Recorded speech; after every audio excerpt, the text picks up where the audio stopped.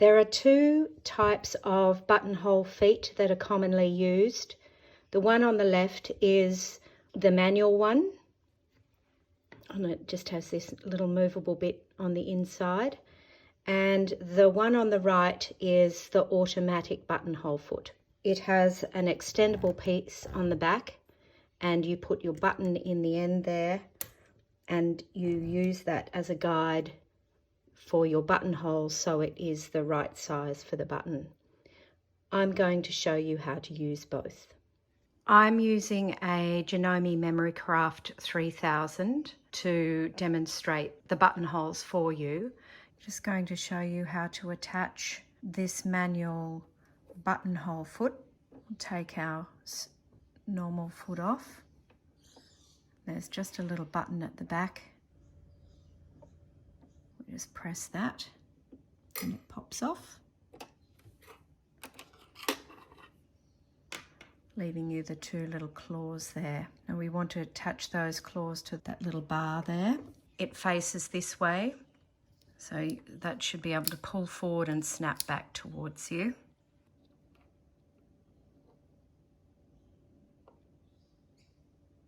You can lower your teeth underneath to make it easier if you want. I'm just going to hold that little button in at the back. So I press that in, lower that, clicks in, and it pops up. When you are using this manual foot, make sure that this is not down. This is only used for the automatic buttonhole foot. So make sure that that stays up, otherwise your manual buttonhole just won't work. Before you sew any buttonholes on the actual garment, always do some test run buttonholes, but make sure when you are doing it to try and use the same sample fabric in the garment that you're about to sew the buttonholes on. I folded over my fabric to more closely reflect the number of layers that the machine will be sewing through. I want to make sure that the length of my buttonhole is going to be a nice snug fit for the button. So I just want to make little marks on either side so I know where to start and finish my step one. When sewing our buttonhole, we want to push our foot right back and have that little mark there lined up with the little dot that is closest to us, because the buttonhole maker will be sewing away from us for the step one, and then step two is coming back, and then step three is doing the end. Just slide this in underneath. You'll notice that currently the needle thread is sitting above the buttonhole foot. To get it sitting underneath, you can put a single thread through, lift that up, and then pull your fabric out, and that just neatly pulls it in underneath.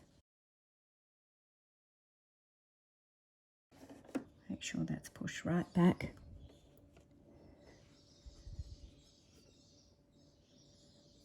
Put our foot down. We'll just lower our needle to make sure that it's going to sit on the left side of that dot, because that dot is the center of our button.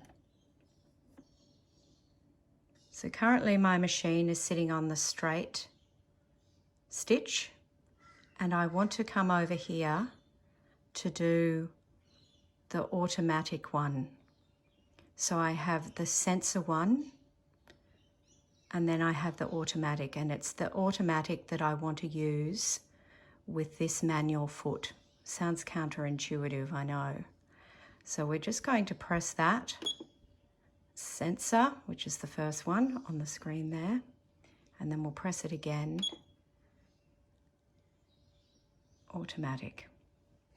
So that's the setting that we're looking to sew our button hole on with this foot. So now I have my needle and my foot in the right place, I have turned on my buttonhole setting, and now I just put my foot on the sewing foot and we start sewing.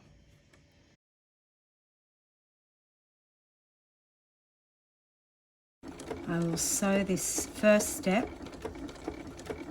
until I reach my next dot.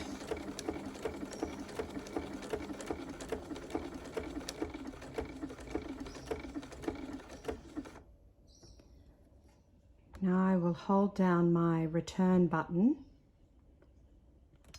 and that will bring up step 2.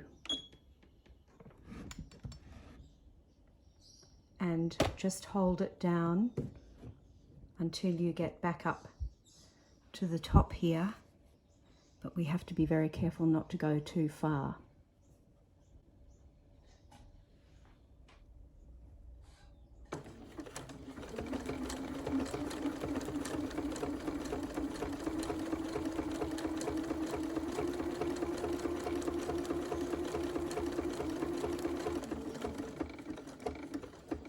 You just want to go 1 or 2 stitches past where you were.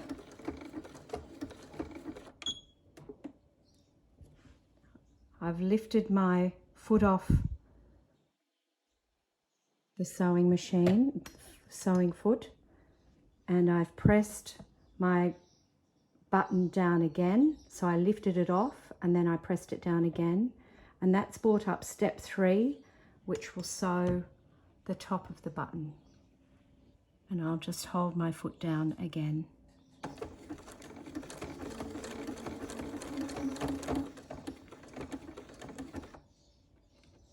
And that just finishes the end of the buttonhole off. It knots it up. And there we have a nice neat buttonhole ready to cut.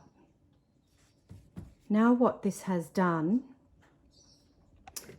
is has memorized the size of that buttonhole and the exact settings. And so you've got same size sitting there ready to do the next buttonhole. So we just slip in the fabric again, and if you want, mark it again. I think it's always, you should have markings on your garment so you always know where to start. I'm just going to mark this again just to show you that it sews the same size. So I've marked that again, and we'll start on this bottom. Just again putting my needle down to the left hand side of that mark. I'll make sure that my buttonhole is pushed right to the right in, and that we've got it straight.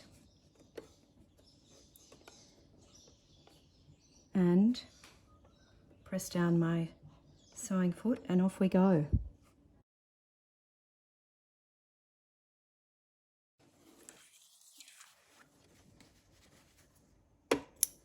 It again did another buttonhole, and I also unfortunately have done that just a little bit crooked. I didn't make sure that I had my fabric perfectly lined up, but we now have 2 buttonholes exactly the same size.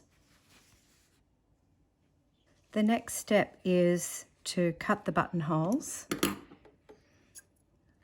Tidy that up. And we use a quick unpick to do that.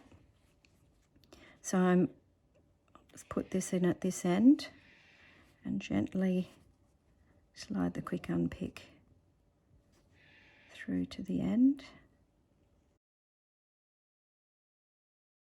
And if you don't want to go right to the end there, you can turn it around and come from the other end so you don't go through. So now you've got an open buttonhole. And you'll have a few threads there, just loose. Pull those out, just trim them off.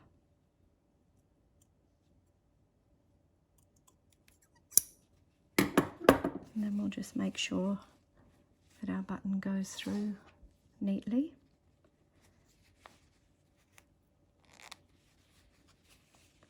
It's a nice little fit. Not too tight, not too loose. Okay. And over time, that will loosen up anyway.